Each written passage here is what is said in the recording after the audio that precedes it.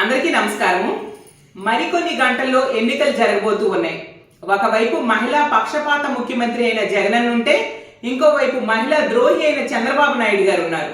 ఒకవైపు పేదలు సామాన్యులు ఉంటే, ఇంకోవైపు పెత్తందారులు ధనవంతులు ఉన్న పరిస్థితి మనం చూసాం. చంద్రబాబు నాయుడు గారు కోడలు మగబిడ్డను కంటానంటే అత్త వద్దంటుందా అని మహిళల పుట్టుకునే అవమానించిన సంగతి మనం చూసాం. అలాగే 14,200 కోట్లు డ్వాక్రా రుణమాఫీ చేస్తానని చేయకుండా మహిళల్ని నెట్టనిలువుగా మోసం చేశాడు. అదే జగనన్న డ్వాక్రా రుణాన్ని 4 విడతలుగా ఆసరా ద్వారా 25,500 కోట్ల రూపాయలు మహిళల అకౌంట్లో వేసి చెప్పిన మాట చేసి మాట మీద నిలబడే వ్యక్తిగా మహిళా పక్షపాత ముఖ్యమంత్రిగా ఈ రోజు నిలిచారు. అలాగే చేయూత ద్వారా మహిళలకి 45 సంవత్సరాల నుంచి 60 సంవత్సరాల మధ్య ఉన్న మహిళలకి 18,750 రూపాయలు ప్రతి సంవత్సరం వేసి వాళ్ళని ఆర్థికంగా ఆదుకోవడం జరిగింది. మహిళల్ని ఆర్థికంగా, రాజకీయంగా, సామాజికంగా ఉన్నత స్థానంలో కూర్చోబెట్టడానికి ఎంతగానో కృషి చేస్తూ ఉన్నారు.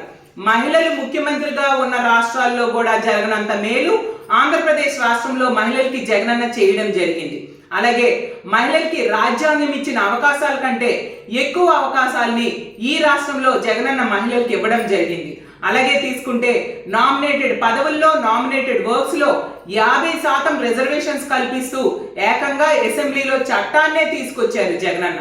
అలాగే మహిళల రక్షణ కోసం పెద్దపీట వేస్తూ దిశ యాప్ని, దిశ చట్టాన్ని ఈ రాష్ట్రంలో తీసుకొచ్చి, దిశ చట్టం ఇంకా కేంద్రంలో పెండింగ్ లో ఉన్నా కూడా అందులో ఉన్న అంశాలన్నీ కూడా మన రాష్ట్రంలో అమలయ్యేట్టుగా 18 దిశ పోలీస్ స్టేషన్స్ ఏర్పాటు చేసి డిఎస్పీ స్థాయి అధికారుల్ని నియమించడమే కాకుండా ఫాస్ట్ ట్రాక్ కోర్టులను కూడా ఏర్పాటు చేయడం మనం చూసాం. అలాగే సచివాలయాల్లో కూడా, గ్రామ వార్డు సచివాలయాల్లో కూడా మహిళా పోలీసుల్ని ఏర్పాటు చేసి మహిళల భద్రతకు పెద్దపీట వేసిన ముఖ్యమంత్రిగా ఈ రోజు నిలిచారు. కడుపులో ఉన్న బిడ్డ నుంచి పండు ముసలి వాళ్ళ వరకు ఎన్నో సంక్షేమ పథకాలు జగనన్న ఈ రాష్ట్రంలో ప్రవేశపెడితే అందులో మెజారిటీ లబ్ధిదారులు మహిళలే ఉండేట్టుగా మనం చూసాం.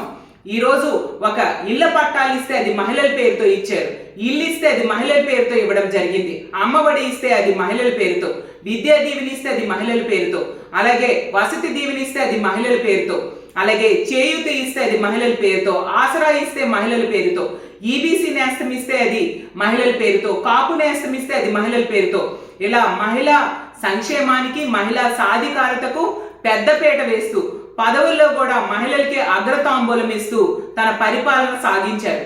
కాబట్టి ఇలాంటి ఒక అన్నలా పరిపాలించిన జగనన్న పాలనని కొనసాగించుకోవాల్సిన బాధ్యత ఆంధ్రప్రదేశ్ రాష్ట్రంలో ఉన్న మన మహిళలందరి మీద కూడా ఉందని తెలియజేస్తూ ఉన్నాను.